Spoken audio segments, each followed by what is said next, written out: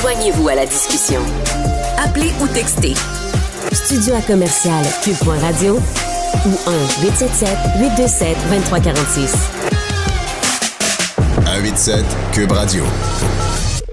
Plus le temps avance dans le domaine de l'exploration spatiale, dans le domaine également là, de l'analyse, de la découverte des autres exoplanètes, mais on se rend de plus en plus compte que les chances qu'on trouve de la vie extraterrestre, là, qu'on confirme qu'il existe autre chose, là, que ce soit une bactérie ou une civilisation au complet, qu'il existe autre chose que nous dans l'univers est de plus en plus possible. Mais qu'est-ce qu'on fait si ça arrive?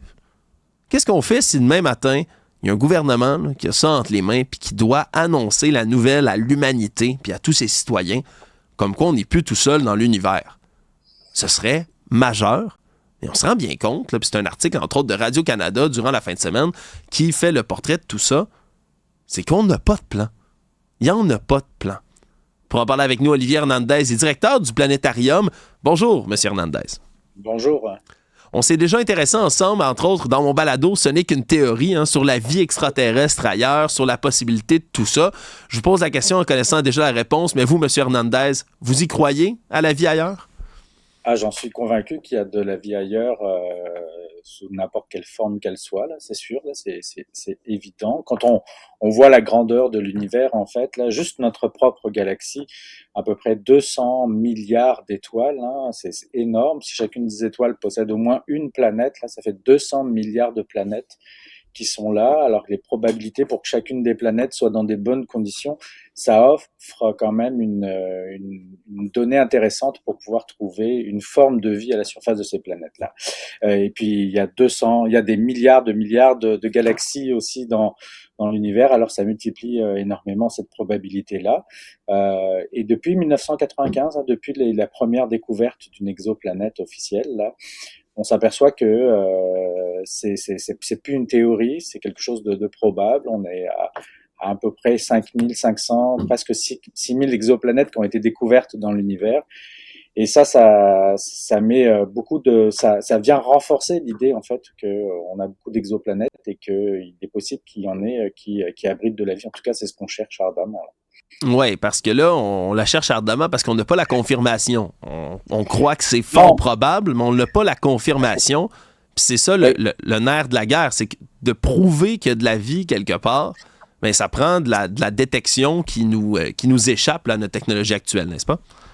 Tout à fait. Et en fait, c'est pas si facile que ça, en fait, parce que plus on progresse, plus on s'aperçoit qu'il y a des effets, en fait, sur les étoiles, autour desquelles ces exoplanètes gravitent, qui viennent en fait polluer un petit peu l'information, et ça nous prend un peu plus d'informations pour pouvoir trouver et prouver et au moins connaître en fait la composition de ces exoplanètes-là. Alors oui, il y a à peu près 5 ans, on se disait dans 10 ans, on va être capable de au moins trouver des traces de signes de vie. Puis là, je reviens un petit peu en arrière, hein, des signes de vie pour les astronomes, une vie intelligente, tout ça, c'est vraiment quelque chose de pas envisageable pour le moment là, mais vraiment ce que l'on cherche, c'est des formes de bactéries qui seraient probablement la forme de vie la plus probable à trouver, la plus facile à trouver. Puis ça, c'est juste le côté, je dirais, exoplanète, hein, qu'on regarde, mais dans notre propre système solaire, probablement que les missions qu'on envoie non seulement vers Mars, mais aussi vers Europe, hein, des satellites de Jupiter, avec Europa Clipper, par exemple, qui va arriver là-bas dans à peu près 7 ans. Ce sont des endroits du système solaire où la probabilité de trouver des formes de vie, donc des bactéries, tout ça, sont très grandes aussi. Et probablement, c'est de là que vont venir les premiers signes, en fait, les premiers indices, en fait, qu'il existe de la vie dans notre système solaire. Oui, parce que c'est ça. Là, il manque la preuve hors de tout doute, là. Ouais, tout pointe vers ça, mais c'est compliqué, vous le dites. Les satellites d'une planète dans notre propre système solaire, quand on parle d'Europe, oui. Ben, ça prend au-dessus de 7 ans envoyer quelque chose, là, une sonde pour aller après ça. Minimum. Fait qu'on se comprend que c'est difficile d'aller faire cette preuve-là. Mais demain matin, on l'a, M. Hernandez. On s'entend que c'est une des annonces scientifiques du siècle, n'est-ce pas? Ben, c'est une annonce aussi puissante que les premiers pas de Neil Armstrong sur la Lune. Là, c'est vraiment quelque chose qui va changer probablement la vie de beaucoup. ça a des implications philosophiques, ça a des implications religieuses, ça a des implications scientifiques qui sont énormes, en fait, de trouver de la vie, de perdre notre unicité d'humain vivant. C'est aussi très intéressant d'un point de vue philosophique. Donc, il y a plein de choses, et faire cette annonce-là, c'est sûr, c'est une sorte de saint graal, on va dire, pour des scientifiques. Donc, c'est très important, et c'est pour ça qu'on recherche exactement ça, qu'on met beaucoup d'efforts, d'argent, de chercheurs sur ce point-là, parce que c'est une quête vraiment scientifique très, très intéressante. Oui, tout à fait. Est-ce qu'à ce moment-là, ça vous étonne pas d'apprendre dans un dossier comme celui de Radio-Canada durant la fin de semaine qu'il n'y a comme pas de plan de prévu pour ça? Il n'y a pas de gouvernement qui a l'air prêt quelque part à faire une annonce comme celle-là. On va improviser tout ça quand ça va arriver. C'est surprenant, non? Ben, c'est parce qu'en fait, ce qu'il faut voir, c'est que on reste quand même sur du long terme. On reste sur du 10, 20, 30, 40 ans, avec des probabilités pour le moment qui sont encore très très faibles. Et les gouvernements, ils sont beaucoup plus attachés en fait à des choses qui sont vraiment de très très court terme, à régler des affaires courantes. Et ça, on les comprend tout à fait, avec des crises qui arrivent, etc., qui sont beaucoup plus importantes en fait pour les gens. Puis c'est tout à fait compréhensible. Ce qu'il faut voir aussi, c'est que le gouvernement classe probablement les risques et les impacts, je suis sûr, sur une échelle, et que ce risque-là, entre guillemets, il est très très bas sur les échelles en fait, parce que il y a des choses beaucoup plus importantes, beaucoup plus probables. Si par exemple on parle juste d'astronomie, la collision avec un astéroïde qui pourrait détruire la civilisation, elle a beaucoup plus de chances d'arriver avant la découverte d'une forme de vie qui aurait un impact énorme. Donc c'est ça qu'il faut voir. Donc les efforts, ils sont mis à la bonne place pour le moment. Et il y a des gens, effectivement, on voit à la NASA, au SETI, le Search for Extraterrestrial Institute, dont c'est la vocation. Eux, ils travaillent sur des plans, ils seront à même de pouvoir les diffuser lorsque ce sera nécessaire.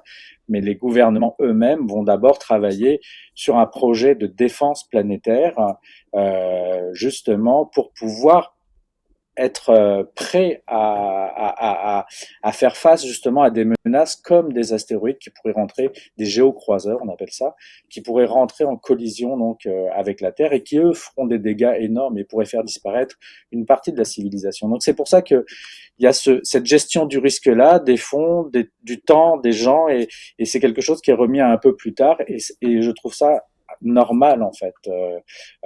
Mais il y a quand même des gens qui travaillent dessus, et puis c'est important de les laisser travailler là-dessus pour qu'ils soient prêts, pour qu'ils aient établi ce plan-là, qu'ils puissent les partager en temps et lieu. Ce sont des scientifiques, le travail des scientifiques, c'est avant tout de partager leur travail, donc de ce point de vue-là, j'ai aucun souci. Non.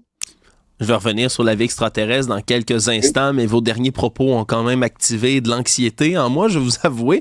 Parlons de ces géocroiseurs. On est en train de... Là, on parle d'astéroïdes, comme vous le dites, là, qui pourraient venir percuter la Terre, provoquer une nouvelle extinction de masse. Est-ce qu'on a un plan concret, crédible, efficace face à tout ça?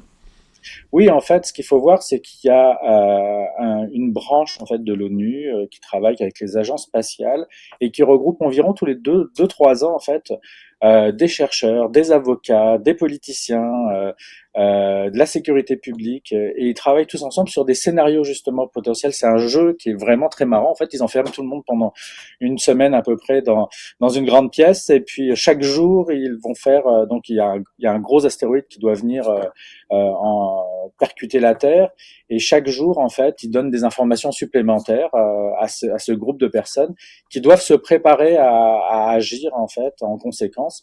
Donc il y a une forme de préparation en fait qui se fait, et qui permet justement de voir à tous les niveaux de la Terre, donc à tous les niveaux de la société, comment on peut réagir, comment on peut prendre des décisions, parce que ces décisions devront être prises rapidement. Donc ça c'est le premier, je dirais, c'est ce groupe-là, il travaille très très fort pour être sûr justement d'être prêt. Et puis ça c'est vraiment rassurant. Le deuxième point, c'est que les scientifiques depuis des années en fait se préparent à justement percuter un astéroïde, voir comment on peut le dévier de sa trajectoire. On l'a vu, ça a marché en fait récemment.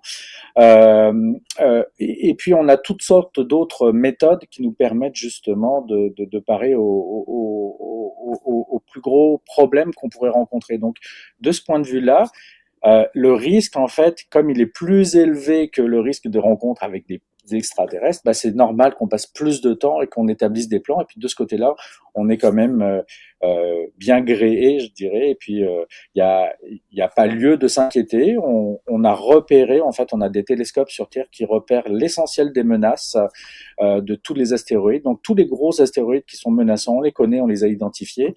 On a juste une petite classe, en fait, un petit 5% d'astéroïdes où on ne sait pas exactement s'ils existent, s'ils sont là, parce qu'on les voit pas, ils sont cachés par le soleil, etc. Et c'est justement pour se préparer à cette venue-là qu'on fait ces exercices-là en permanence. Bon, ben là, me voici rassuré sur cet enjeu-là, parce que je vous avoue, quand vous vous mettez à parler comme ça d'extinction de la civilisation, c'est sûr que je deviens inquiet rapidement. Revenons à la vie extraterrestre, à cette annonce éventuelle, du moins, je l'espère, qu'on la fera bientôt, le plus rapidement possible. Mais quand ça va arriver, M. Hernandez, comment, selon vous, on devrait annoncer ça aux masses, au peuple, pour pas qu'il y ait le moins possible, si on veut, de grands chocs, parce que c'est quand même en contradiction avec toutes sortes de religions sur Terre, avec toutes sortes de philosophies. Comment on fait bien cette annonce-là, selon vous? Je pense qu'on l'a déjà fait dans différents cas. Par exemple, on peut regarder un peu à plus petite échelle, mais par exemple, la première image d'un trou noir faite par un groupe de chercheurs mondiaux là, qui s'appelle l'Horizon, le télescope Horizon en fait. Ce sont des conférences de presse qui sont bien organisées, qui laissent la parole aux chercheurs, aux politiciens pour expliquer ce que l'on voit.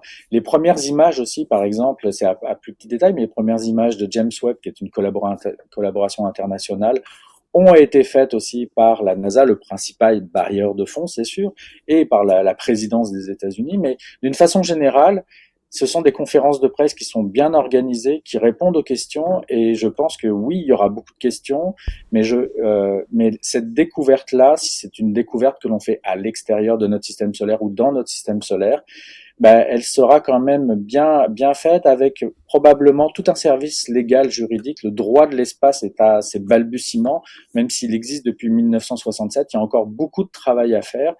Et il y a beaucoup de chercheurs et d'avocats qui travaillent, de juristes en fait, qui travaillent là-dessus pour justement l'améliorer, pour être sûr que on fasse pas n'importe quoi là. Et puis faire n'importe quoi, ça pourrait être aussi très bien avec la Lune. Actuellement, on voit ce qui est fait avec la Lune, et puis ça, moi je trouve ça beaucoup plus inquiétant que l'annonce d'une vie là, d'une vie extraterrestre ou d'une forme de vie extraterrestre, parce que on a l'impression que c'est le privé qui va sur place là-bas, ou des gouvernements en fait qui vont sur place, qui se servent et qui repartent. Donc il y a un gros travail de juridiction et de juristes à faire là-dessus là. Absolument. Clarifier les choses. Et si on regarde juste dans notre technosphère, donc l'espace autour de la Terre, ce que fait Elon Musk par exemple, ou ce que font les compagnies privées à lancer des satellites et des constellations de satellites, mais ça aussi, ça doit poser des questions, et des questions qui sont beaucoup plus préoccupantes que l'annonce d'une déclaration de la vie. Ouais, c'est plus pressante. On a d'autres chats à fouetter, en bon français. Hein? On a d'autres chats à fouetter en attendant, mais éventuellement, cette annonce de la vie extraterrestre, c'est quelque chose qui risque d'arriver. Toujours très intéressant de vous parler, Olivier Hernandez. Vous êtes le directeur du Planétarium. Merci d'avoir répondu à ça ce matin. Merci beaucoup. Au revoir. C'est ce qui met un terme déjà à cet épisode. Merci à toute l'équipe et merci à vous d'avoir été là. On se retrouve dès le prochain.